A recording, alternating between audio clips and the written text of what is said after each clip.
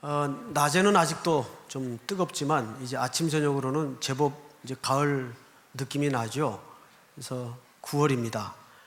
가을이 되면 시 한 수나 시집 하나쯤 읽고 또 마음의 여유를 갖는 게 필요할 것 같습니다. 그래서 오늘은 시작하면서 아주 짧은 제목의 짧은 시 하나를 여러분들과 좀 나누고 싶습니다.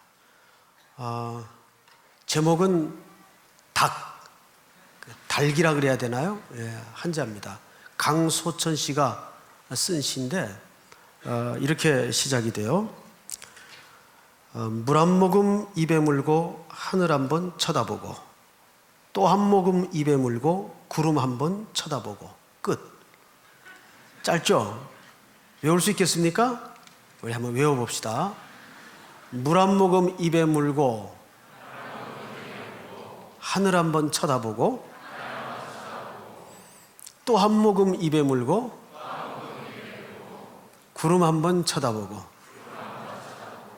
그 말 못하는 미물의 사소한 동작을 포착해서 우리에게 짧지만 긴 여운을 주는 아주 잔잔한 시죠. 특별히 주일은 그런 것 같습니다. 한 주간 동안 입에 가득히 물을 품고 살겠다고 발버둥 치다가 주일날은 이렇게 돌아와서 주님 한번 쳐다보는 그러한 시간, 그러한 날이 아닌가 생각을 합니다.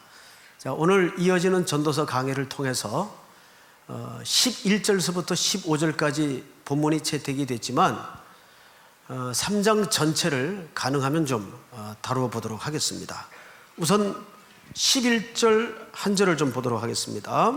하나님이 모든 것을 어떻게 하셨죠? 앞을 잠깐 볼까요? 여기 지으시되라는 표현을 우리 그 번역된 한글 성경만 보면 영어로 made 개념으로 이해를 하기가 쉬워요. 근데 원뜻은 하나님이 모든 것을 made 하셨다 그런 의미가 아니고 모든 것을 행하셨다, doing. 하나님의 통치, 섭리, 행하심을 이렇게 이제 묘사를 한 겁니다. 하나님이 모든 것을 섭리하시고 행하시고 통치하시되, 두 번째는 어떻게 되어 있죠? 때를 따라 아름답게 하셨다. 여기 때를 따라라는 말은 1절서부터 10절까지 솔로몬이 14개 인생의 분야를 자세히 구분해 놓습니다. 그 부분을 여러분들과 좀 한번 읽어보겠습니다. 자, 2절서부터 제가 먼저 읽죠. 날 때가 있고 죽을 때가 있으며 심을 때가 있고 심은 것을 뽑을 때가 있으며. 시작. 울 때가 있고 웃을 때가 있으며 슬퍼할 때가 있고 춤출 때가 있으며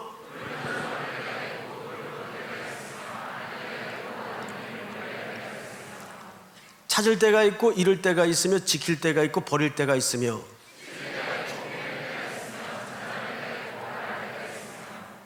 사랑할 때가 있고 미워할 때가 있으며 전쟁할 때가 있고 평화할 때가 있느니라. 아멘. 자, 여기 가장 자주 번복하는 주제가 뭐죠? 때라는 겁니다. 때. 이 말을 솔로몬이 왜 했을까? 1절에 그 답이 나와 있죠. 범사에 뭐가 있죠? 기한이 있고 천하만사가 다 뭐가 있죠? 때가 있느니라. 때가 있느니라. 그 어느 분이 그 목욕탕을 개업했는데 손님이 안 와요. 종업원이 걱정이 돼가지고 사장님 이러다가 문 닫겠어요.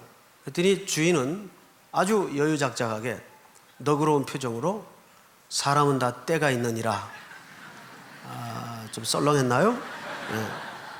사람은 다 때가 있죠. 물리적인 때도 때지만 여기서 말하는 때는 우리 몸에 이렇게 쌓이는 그런 때를 말하는 건 아니겠고, 여기서는 어떤 기간, 하나님의 정해진 시간, 이런 걸 얘기하겠죠. 그런데 오늘 본문 11절을 보니까 이렇게 돼 있어요. 하나님이 모든 것을 지으시고 행하시고 때를 따라 어떻게 하셨죠? 아름답게 하셨다. 자, 이 말을 beautiful, 그러니까 하나님께서 이렇게 아름답게. 그러면 이제 저 같은 사람은 이제 일단 키가 이수근이 정도밖에 안 되고 또 몸을 자세히 들여다보면 비대칭이 많고, 그럼 나는 왜 이렇게 만드셨을까? 이왕이면 좀 얼굴은 장동건에 키는 최소한 80은 됐으면 좋겠는데 그렇게 안 만들었단 말이죠. 여기서 말하는 아름답게라는 말이 그런 의미일까요? 옆에 이렇게 아름답지 않은 분들이 많이 앉으셨죠? 그런 기준으로 놓고 보자면. 근데 여기서 말하는 아름다움은 좀 정확한 표현이 이런 뜻입니다. 적절하게 하셨다. 적당이라는 말과 적절은 틀리죠. 그런데 여기 정확하게 아름답다라는 말은 적절하게 하셨다. 예를 하나 들죠. 열왕기서에 보면 솔로몬이 성전을 7년에 걸쳐서 건축을 해요. 근데 사실 또 자기 집 짓는 데는 한 14년 걸려요. 하나님 집 짓는 데는 7년이 걸려요. 근데 성경에 이런 표현이 하나 기록되어 있습니다. 성전 건축 기간 동안에 성전 안에 망치 소리와 돌 쪼는 소리가 들리지 아니하였다. 가능해요? 근데 성경에 분명히 그렇게 써 있어요. 어떻게 그랬을까를 뒤져보면 가능한 이유가 있었더라고요. 하나님께서 솔로몬에게 성전 건축에 대한 설계도를 주죠. 그 설계도대로 저 외곽에서 치수에 딱 맞춰서 정확하게 깎고 빚고 쪼고 다 작업 끝낸 다음에 건축 현장이 성전으로 날라만 와요. 그러면 밖에서 다 작업 끝난 그 강목과 돌과 제목을 정확하게 그 위치에 딱 끼워 맞춥니다. 그러면 그런 방식으로 성전이 지어집니다. 자, 그렇게 짓는 성전은 망치 소리, 돌 쪼는 소리가 들릴 이유가 있을까요? 없을까요? 들릴 이유가 없죠. 자, 이것이 왜 중요하냐면 바로 하나님이 모든 것을 때를 따라서 적절하게 하셨다, 아름답게 하셨다라는 말은 정확하게 그 위치에다 놨다 그 말이에요. 그러니까 적절은 정확이라는 개념이 들어가지 않고는 생겨날 수 없는 개념들이에요. 자, 이 말은 이런 뜻이 됩니다. 우리 가끔 교회 안에 이제 뭐 그룹 소개라든지 또는 무슨 재직회라든지 또 이렇게 큰 교회 공동체 안에서 신앙생활을 하다 보면 이런 사람들이 눈에 띌 때가 있어요. 저 인간은 왜 교회 나오지? 이런 사람이 있을 수가 있어요. 뭐 삼일교회는 그런 사람이 없겠지만 또 이런 사람이 또 발견될 수가 있어요. 쟤만 좀 안 나오면 내 신앙생활 하겠는데, 그런 분들이 계실 수가 있어요. 그런데 그 시각 자체가 잘못된 겁니다. 하나님은 모든 것을 지으시되 때를 따라 어떻게 하셨어요? 아름답게 하셨어요. 그 말은 정확한 것을 근거로 적절하게 하셨다고요. 그러니까 그러한 사람들도 하나님께서 때를 따라 뭐 하신 겁니까?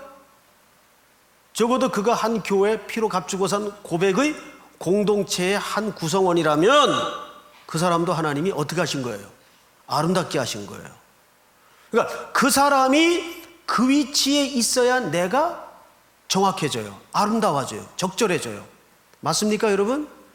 솔로몬 성전을 지을 때 정확하게 치수를 재서 그 위치에 딱 놓으면 그것만 정확한 게 아니라 거기에 연결된 모든 것들이 다 어떻게 되는 겁니까? 정확하게 맞아지는 겁니다. 그래서 에베소서 2장 22절 21절에 보면 하나님께서 모든 것을 다 연결해서 지어져 간다 그랬어요. 그러니까 우리가 적어도 그리스도의 피로 값주고 산 한 신앙을 고백하는 공동체 일원이라면 한 형제나 한 자매를 향해서 한 성도를 향해서 절대 그런 시각이나 인식을 가지고 있어서는 그건 하나님 앞에 큰 교만입니다. 왜? 하나님이 모든 것을 지으시되 즉 행하시되 때를 따라 뭐 하셨다고요? 아름답게 하셨다고요. 그러니까 지금 이것은 부부도 마찬가지예요. 내가 어쩌다 이 인간을 만나가지고, 아니요, 가장 정확한 사람을 만나게 하신 거예요. 부부들만. 아멘. 오늘 부부들이 한 사람도 안 온 모양이죠. 아니면 문제가 있든지. 자, 다시 한번 앞으로 부부 될 사람들, 아멘. 네, 맞습니다. 하나님이 가장 아름답게 그 커플과 만남을 주신 거예요. 근데 신앙 없는 부모들이 가끔 이런 소리 할 때가 가끔 있어요. 아주 무서운 소리인데, 자녀가 하도 애를 먹이고 속을 새기면, 아유, 내가 어쩌다 이 자식을 낳아가지고, 이 정도면 양반이에요. 이거 그냥 나올 때 깔고 앉을걸. 이런 부모도 있어요. 무섭죠? 그건 불신앙이에요. 그런데 그렇더라고요. 실력이 될 만한 부모에게는 조금 센 아이들을 맡깁니다. 근데 실력이 안 되는 부모는 좋은 자녀를 맡겨요. 왜? 그건 감당이 잘 안 되니까 아예 좋은 애들을 맡겨요. 그러니까 뭐 좋은 애, 우리 애들이 말 잘 듣고 공부한다고 좋은 애들이라고 자랑할 것도 없고, 조금 떨어진다고 한탄할 것도 없어요. 하나님께서 모든 것을 지으시되 때를 따라 어떻게 하세요? 아름답게 하세요. 적절히 하세요. 믿습니까? 그런데 이것이 개인에게만 적용되는 문제가 아니라 우리 전 인생의 풀 스토리 속에서도 매우 중요한 문제입니다. 지금부터 한 사람을 소개할 테니까 들어보세요. 어쩌면 오늘 이분 소개하다가 이야기가 끝날지도 몰라요. 원래는 2명을 소개하려고 했는데 아까 진행을 하다 보니까 한 사람 소개도 부족하더라고요. 야곱을 기억하십니까? 기독교인이면 야곱을 모를 사람이 없죠. 근데 난 어느 집에든지 애 낳으면 야곱이라고 이름 짓는 부모를 본 적이 없어요. 야곱보다는 조금 총리된 요셉이라든지 이런 이름은 많이 만나는데 야곱은 만난 적이 없어요. 그래서 야곱을 소개합니다. 야곱은 태어날 때부터 형님의 발 뒤꿈치를 붙잡고 태어난다 해서 움켜진 자, 속이는 자의 별명을 갖고 태어납니다. 야코프라는 말이 그런 뜻이에요. 자, 그런데 그는 이름처럼 살아요. 이름처럼 그는 남 속이고 빼앗고 악착 같고 포기 못하고 이런 캐릭터를 가지고 인생을 사는데 결정적인 날이 왔어요. 한날은 집에서 사내 아이가 붉은 죽을 쓰고 있었어요. 그런데 형이 막 사냥 갔다가 허리가 져서 막 들어온 겁니다. 그러니까 동생이 죽을 쓰고 있으니까 야, 그럼 내 좀 먹자. 그럴 수 있잖아요.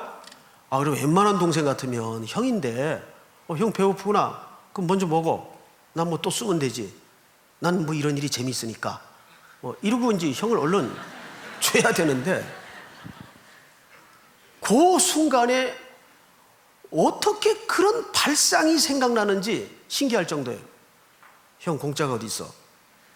형 내 형이지. 막 그걸 몰라서 묻냐? 그러면 형 장자권을 나한테 팔어. 그럼 내가 이 죽 줄게. 야, 그 순간에 딜을 할 생각을 하는 거예요. 그래서 거래가 이루어집니다. 그러니까 야곱도 참 대단한 인간이지만은 더 웃기는 인간이 누구예요? 에서예요, 에서. 에서는 아주 그 사람의 캐릭터로 말하자면 굉장히 호탕스럽고 남자다운 캐릭터예요. 털도 많고 또 시원시원하고 또 활기차고 무예를 사랑하고 이런 캐릭터예요. 근데 야곱은 늘 집에서 엄마 일 돕고, 엄마 일 돕는 게 나쁘다는 말은 절대 아니에요. 엄마 일 돕고 엄마 치마꼬리 붙들고 뺑뺑 돌던 녀석인데 에서는 야, 그 뭐 장자권이 대수냐? 그렇다고 뭐 형자리가 바뀌거나 네가 형이 먹을 수 있냐? 막 그런 마음을 가졌던 모양이죠. 너 가져라. 줘버렸어요. 그리고는 죽을 홀랑 들이키고 일은 끝난 것 같았는데 늘 야곱답게 그 생각을 머릿속에 염두에 두고 있었죠. 그러다가 아버지가 임종 가까이 두 아들을 축복을 해야 되는데 그만 형처럼 짐승 털을 입고 들어가서 속입니다. 이때 이삭이 이상해서 물어요.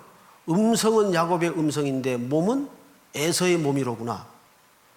그런데 그만 아버지가 속아요. 그리고 형한테, 장자한테 빌어줄 축복을 야곱에게 다 빌어줍니다. 근데 그 축복은 단회적이에요. 한 번 하면 끝나는 거예요. 근데 뒤늦게 에서가 들어와서 동생이 축복기도 받았다는 소식을 듣고 아버지 저도 좀 해주세요. 넌 누구냐? 저 에서예요. 이 녀석아 너 아까 했잖냐. 그제서야 속은 걸 알고 부들부들 떫니다. 아버지도 떨고 아들도 떨고, 이놈의 자식 내가 가만두나 보라. 그런데 이때부터 집안 분위기가 살기등등해져요. 제일 누가 걱정이 되냐면 엄마가 걱정이 돼요. 이러다가 두 아들 한날 같은 시간에 다 잃어버리겠구나. 저 애서가 가만두질 않지. 저 성격이 지랄 같은데 가만두겠나 해서 야곱을 불러요. 예, 너 요즘 형 표정 보지? 예, 저도 은근히 걱정이 돼요. 마음이 복잡해요. 어떡하지 엄마? 너 엄마 말대로 해. 빨리 보따리 싸. 그래서 잠시 피해 있어라. 피해 있으면 형은 또 성격이 호탕스럽기 때문에 또 잊어버릴 수도 있으니까 일단 집안에 지금 분위기가 아니다. 그래서 야곱을 짐 하나 싸가지고 먼 길을 떠나보냅니다. 처음으로 집을 떠나요. 개나리 보찜을 하나 들고 처음으로 엄마 품을 떠나서 끝도 없는 길을 가는데 밤을 만나요. 캄캄한 밤을 하필 산중에서 만나게 됩니다. 그 지역 이름이 루스예요. 루스. 나중엔 그곳이 베델로 바뀌죠. 루스에서 밤을 만나게 돼요. 돌을 베개하고 노숙을 하는데 성경에 나타난 최초의 노숙자의 기원이 됩니다. 노숙을 하게 돼요. 그런데 그 노숙의 그 행위 자체가 굉장히 중요한 문제입니다. 이스라엘은 여러분들이 잘 아시는 것처럼 몇 가지 그 법이 있어요. 중요한 법이 있는데 음식법 굉장히 중요합니다. 제사법 중요합니다. 그 다음에 정결법 중요합니다. 그 중에 하나가 나그네 환대법이라고 있어요. 나그네 환대법이라는 것은 그 마을 근처에 누가 행인이나 나그네가 지나가다가 유숙할 집이 없어서 노숙을 하게 되면 마을 전체 공동의 수치가 됩니다. 그건 공동의 부끄러움이에요. 그래서 노숙하는 사람이 없어야 돼요. 근데 야곱은 지금 산길 한밤중에 이슬을 맞아가면서 돌을 베개하고 길바닥에서 노숙을 합니다.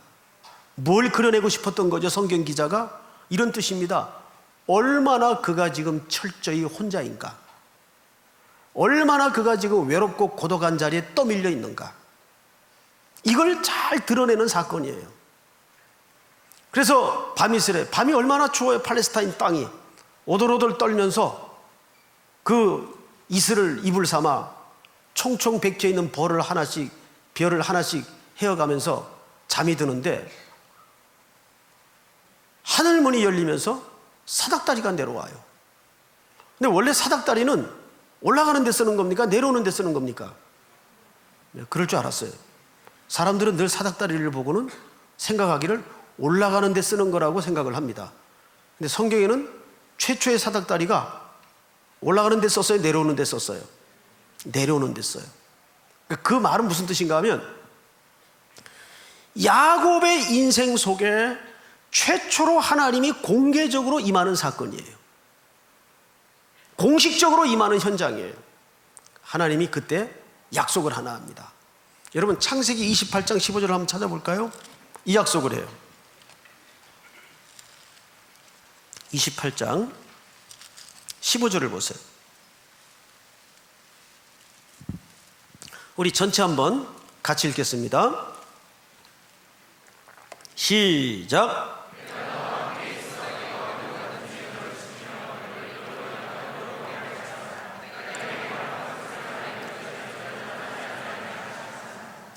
이게 하나님이 최초에 나타나셔서 야곱에게 하셨던 중요한 약속인데, 자, 이 약속을 잘 생각해 보세요. 이 약속을, 이 유명한 하나님의 언약을 읽는 자마다 질문이 하나 나와야 돼. 당연하게. 어떤 질문이 나와야 될까요?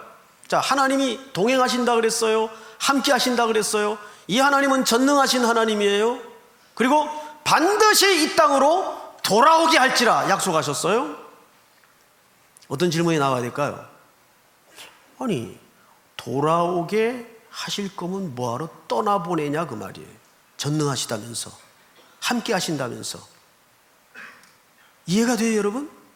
아니, 돌아오게 하실 거면 안 떠나보내면 전능하신 분이 더 확실해지잖아요. 야곱을 사랑하는 것이 더 확실해지잖아요. 왜 불확실한 이 불편하고 불안한 길을 떠나게 만드냐 그 말이에요. 여기 비밀이 있어요. 그 본문 속에 이런 글이 하나 숨겨져 있죠. 15절 보시면 내가 너와 함께 있어 네가 어디로 가든지 너를 지키면 너를 이끌어 이 땅으로 돌아오게 할지라 내가 네게 허락한 것을 다 이루기까지. 자, 절 보세요. 내가 네게 허락한 것을 다 이루기까지. 이게 무슨 말일까? 아직 모르겠어요. 그리고 야곱의 인생을 더 좀 진행시켜 보십시다. 그는 결국 이 약속을 받고 어디로 갑니까? 외삼촌 라반의 집에 도착을 해요. 근데 거기 보니까 외삼촌에게 딸이 둘이 있는데 둘째 딸이 너무 이뻐. 너무 이뻐. 그래서 그 마음에 품고 사랑해서 그 딸을 얻으려 하였으나 첫날 밤 속죠. 눈을 떴는데 완전 얼굴이 아닌 애가 하나 들어와 있는 거예요. 응? 얼굴이 자유당 같은 얼굴이 하나 들어와 있는 거예요. 그래서 그 둘째를 계속 얻으려고 또 7년을 섬기죠. 외삼촌 라반에게 오랜 세월을 속임을 당합니다. 근데 원래 속이는데 일가견이 있는 사람은 누구예요? 야곱이거든요. 그런데 그 사기꾼을 더 능가하는 사람한테 지금 얹혀져 있는 거예요. 그런데 신기하죠? 하나님이 늘 이런 식으로 사람을 만들어요. 너 주먹질 잘해? 그러면 그 사람 버릇 고치기 위해서 더 센 사람한테 붙여요. 너가 그렇게 남의 거 잘 빼서 더 센 사람한테 붙여요. 그래서 혹독하게 그것이 얼마나 사람에게 할 짓이 못 된다는 것을 뼛속 깊이 새기게 만듭니다. 자기가 속임을 당하면서 그 14년이라는 세월을 어떻게 지냈을까요? 나한테 형이 그런 마음이었겠구나. 내가 형 속일 때는 이거 몰랐는데 속임을 당한 형은 그런 마음이었겠구나. 아버지도 나한테 그런 마음이었겠구나. 이건 자기가 겪지 않으면 절대 설명으로 매뉴얼로 알 수 없는 문제예요. 그런 어려운 세월을 겪습니다. 그리고는 몇 년 만에 돌아오죠? 20년 만에 돌아와요. 무려 돌아오는데 과정에도 곡절이 많았어요. 그는 마땅히 가나안 땅에 들어와서 가장 먼저 하나님이 약속하신 땅, 그에게 임재하셨던 땅 베델로 돌아가야 옳았습니다.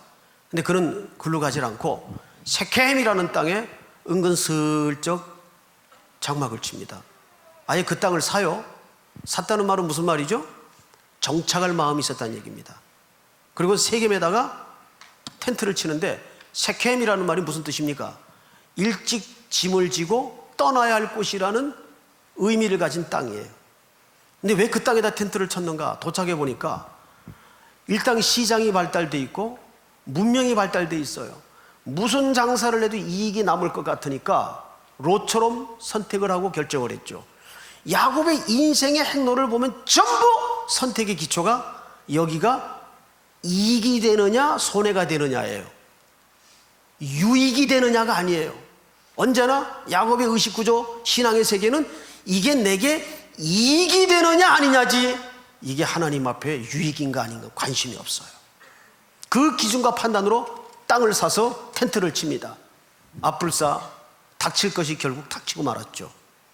평생 씻어낼 수 없는 가슴의 고통이 남습니다. 외동딸 디나가 그 땅 여자를 보러 나갔다가 그 마을의 추장아들에게 붙잡혀서 몹쓸 짓을 당합니다. 평생에 씻어낼 수 없는 아픔을 겪어요. 이 소식을 오빠들이 듣고 거짓말을 시켜서 그 세겜 성 안에 전부 할례를 받고 끙끙거리고 있을 때 쳐들어가서 어떡합니까? 피의 사륙국을 벌려요. 난장판이 됩니다. 이게 어디서 일어난 일이에요? 머물러서는 안 되었던 땅 세켐에서 일어난 일이에요. 이 소식을 누가 듣죠? 또 아버지가 들어요. 그리고는 통곡을 하고 절규를 해요. 그런데 그 통곡과 절규의 내용을 잘 들여다보세요. 34장에 보면 이렇게 돼 있어요. 뒤로 몇 장 넘겨서 30절 보시죠. 한번 귀로 들어보십시오. 30절 야곱이 시몬과 레위에게 이르되 너희가 이 아들들이죠. 너희가 내게 화를 끼쳐 나로 하여금 이 땅의 주민 곧 가나안 족속과 브리 족속에게 악취를 내게 하였도다. 나는 수가 적은즉 그들이 모여 나를 치고 나를 죽이리니 그러면 나와 내 집이 멸망하리라. 자, 나의 집 모두 몇 번 나옵니까? 이 짧은 문장 속에 7번이나 등장을 해요. 완전한 수. 아직도 야곱의 의식 구조 속에는, 신앙의 의식 속에는 뭐가 중심으로 자리 잡고 있는 거예요? 내 집, 내 가족, 내 새끼, 내 직장, 내 일터. 나. 정신 못 차리고 있는 이 절규하는 야곱을 향해서 하나님께서 등짝을 때리면서 밀었던 현장이 어디예요? 그것이 바로 35장 1절입니다. 우리 다 같이 한번 전체가 읽겠습니다. 시작.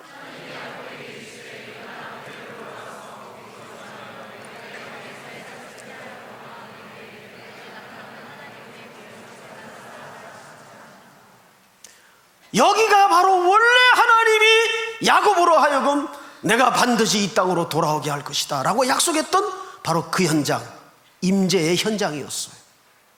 아멘. 그런데 야곱은 이 사실을 무시했습니다. 돌아왔으면 이곳으로 왔어야 옳았을 텐데 슬쩍 슬그머니 이익의 기준을 쫓아 세겜에다가 장막을 칩니다. 그리고는 가정에 그런 겪지 말았어야 될 아픔을 겪어요. 자, 한번 야곱의 인생을 돌아보십시다.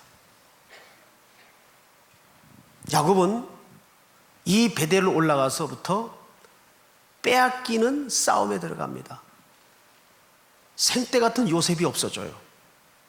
그 땅에 기근이 들어서 그렇게 악착같이 오랜 세월 쌓고 모고 놓지 못했던 것들이 한 방에 날아갑니다. 온 땅에 기근이 들어요. 아무리 사람이 벌어놓은들, 여러분, 하나님이 태풍으로 한 방 불어버리면 그거 감당할 수 있나요? 지금 그 전라도 지방으로 이 농민들이 겪은 아픔은요, 지금 여러분들이 상상하는 이상입니다. 농민들에게 그 열매 하나하나는 자식들이에요. 그런데 사람이 어찌할 수 없는 바람 하나에 싹 날아가 버릴 때 어떡합니까? 지금 야곱이 그런 걸 겪어요. 게다가 생때 같은 아들 하나가 없어집니다. 이때부터 베델의 생애를 기점으로 야곱은 빼앗기는 싸움에 들어가요. 다 날아갑니다. 근데 어쨌든 나중에 요셉 덕분에 바로의 나라 애굽에 식객으로 나그네로 다시 흘러들어가요. 가자마자 야곱이 제일 먼저 했던 일이 뭐죠? 바로 이마에다가 바로 안수를 합니다. 네? 축복을 해요. 이게 뭔지 아십니까? 이제는 야곱이 알아요. 네가 아무리 세상의 신과 같은 존재인 대왕일지라도 하나님 복 받아야 된다. 안수해버리는 겁니다.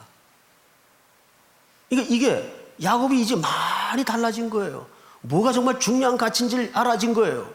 그러니까 당한 입장에서의 바로는 기가 막힐 거 아니에요. 이게 남의 나라에 바보들어 먹어온 주제에 이게 지금 뭐 하는 짓이야? 만나자마자 바로 그냥 안수를 해버리니까. 응? 바로가 기가 막혀가지고 바로 묻죠. 네 나이가 몇 살이냐? 이게 바로가 물었던 질문이, 네 나이가 몇 살이냐? 이때 야곱이 자기 이력에 해당하는 딱 한 줄을 설명합니다. 내 나이가 나그네, 우리 선조들의 나그네 길에는 미치지 못하였으나 험악한 세월을 보냈나이다. 이게 야곱의 이력이에요. 험악한 세월을 보냈나이다. 그리고 거기에서 밥을 얻어먹고 살다가 그도 죽을 때가 되었겠죠? 12아들을 불러요. 애비가 죽기 전에 너희들에게 적절한 예언 겸 복을 하나씩 빌겠다. 드디어 하나씩 빌려 나가다가 누구 차례에 이르렀는가 하면 요셉의 차례에 이르렀어요. 어떤 아들입니까? 가장 사랑했던 아들이에요. 요셉의 차례에 이르러서 복을 비는데 이상한 얘기를 하나 해요. 복인지 뭔지 헷갈리는 얘기를 하나 해요. 네 아비의 축복이 선조들의 복보다 나아서. 자, 네 아비면 누굴 가리키는 겁니까? 자기를 얘기하는 거거든요. 요셉 아들 보고 네 아비의 축복이, 그러니까 누구 복이에요? 자기 복이 자기 복. 네 아비의, 그러니까 내 복이 누구 복보다 낫다고요? 선조들의 복보다 낫다. 그 그 선조는 일단 누구입니까? 이삭, 아브람 합친 것보다 자기 복이 낫대요. 그럼 일단 이 복은 물질적인 복이 아니에요. 왜? 물질적인 복으로 견주자면 아브람 하나에 대도 야곱은 잽이 안 돼요. 제일 부자가 누굽니까? 아브람이거든요. 그리고 그 후손들이 물려 누렸던 복은 전부 아브람으로부터 물려진 거예요. 그런데 어디다 대고 내 축복이 선조들의 축복보다 나아? 그 일단 이 축복은 야곱의 입장에서는 물질적인 복을 말한 게 아니라는 게 확실해요. 그러면 물질적인 복이 아니면 무슨 복을 얘기했을까요? 바로 영적인 복을 이제 얘기하는 겁니다. 여러분, 자녀들로 자라봤고 자녀들을 키워보지만 여쭤볼게요. 누가 부모를 제일 잘 알아요? 1. 엄마가 하라는 대로 그대로 순종해서 속 안 새기고 평생을 범생으로 산 아들이 부모 속을 잘 알까요? 매일매일 징징거리면서 싸워가면서 맞아가면서 한 아들이 엄마 속을 잘 알까요? 누가 더 잘 알까요? 엄마 속을. 속색인 애들이 더 잘합니다. 매 맞고 커본 애들이 더 잘합니다. 이 말 잘 듣고 큰 애들은 별로 잘 몰라요. 왜? 엄마랑 갈등의 구조가 없었기 때문에 엄마의 진짜 마음을 잘 몰라요. 그런데 속을 새기고 아픔을 주고 아픔을 겪고 모진 소리 듣고 이런 애들은 엄마 속을 알아요. 엄마가 저래도 나를 얼마나 사랑하시는 건지를 알아요. 여러분, 야곱이 여기서 말하는 복의 정체가 뭔지 아십니까? 바로 하나님을 경험한 쪽에서의 복으로 치자면 나보다 센 사람이 있으면 나와보라 그래라. 야곱은 어떤 걸 겪었어요? 한 바퀴 돌림을 당할 때는 그 괴롭고 어려운 순간마다 이해를 못했겠지. 하나님 살아계시다면서요? 이건 뭐예요? 나 이해 못하겠어요. 나 설득 안 돼요. 이거 해석이 안 돼요. 나를 사랑하신다면서요? 그런데 돌아와서 지나온 먼 길을 하나씩 성경적 하나님의 관점에서 헤집어 보니까 하나님이 때를 따라 어떻게 하셨더라고요? 적절하게 하셨더라고요. 믿습니까, 여러분? 이게 어마어마한 얘기를 한 줄로 써버리는 겁니다, 그냥.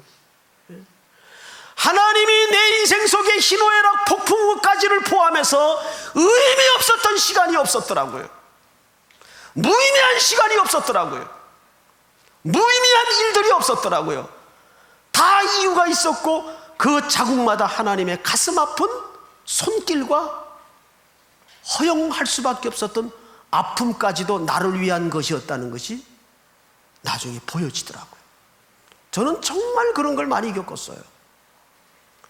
10대 후반 때 고등학교를 2번씩 중퇴하면서 새장수, 단추장수, 테이프 장수, 공장에서 인쇄송 공돌이 별별 일을 다 겪으면서 정말 이해가 안 됐어요. 그냥 평범한 것도 아니고 이건 10대 후반 가장 민감한 청소년 시를 겪지 말아야 될 일을 왜 이렇게 한꺼번에 겪게 하나. 학교도 들락달락 제대로 공부한 시간이 없었어요. 그런데 제가 어느 큰 교회 부목사로 들어갈 때 한 부서가 있는데 직장전도 교육부라는 부서가 있더라고요. 그 제가 뭣도 모르고 직장전도 교육부니까 이건 뭐 직장인들 넥타이 탁 메고 아침에 헤이즐넛 커피를 마시면서 뭐 그런 바이블 스터디 하는 데인가 보다 그런 줄 알았는데 그게 바로 공돌이 공순이들 고등부 중등부엔 들어갈 수 없으니까 걔네들만 따로 모아서 만들어 놓은 부서더라고요. 다 고향 떠난 아이들 10대 후반 아이들인데 교복도 못 입고 들어가자니 쪽팔리고 그래서 교회에서 딱 해가지고 그런 애들만 모아놓은 부서가 직장전도 교육부라고 있었다고. 근데 제가 그 얘기를 듣고 목사님 이 부서는 저를 위해서 예비된 부서입니다. 제가 여기 출신입니다. 그랬더니 정말이냐요. 그래서 또 목사님 앞에 앉아가지고 제 풀스토리를 간략하게 설명을 쫙 드렸더니 담임 목사님이 은혜를 받으셨어요. 그래서 그 부서를 맡겨주시더라고요. 근데 그 부서를 맡았는데 그 부서에서 제가 평생의 한이었던 공부를 하러 유학을 떠나게 되었어요. 그러니까 하나님은 너무나 우리의 계산 방법하고 일하시는 방식이 달라요. 지금 힘듭니까? 해석이 안 됩니까? 어렵습니까? 이게 뭐지 하고 갈등이 있습니까? 이때 우리는 믿음이 필요한데 하나님이 모든 것을 지으시되 행하시되 때를 따라 어떻게 하셨어요? 아름답게 하셨느니라. 할렐루야. 오늘도 이 약속이, 이 선언이 여러분들의 인생 젊은 날에 가장 중요한 신앙 고백이 될 수 있기를 주님의 이름으로 축복합니다. 일어나십시다. 우리 주께 가까이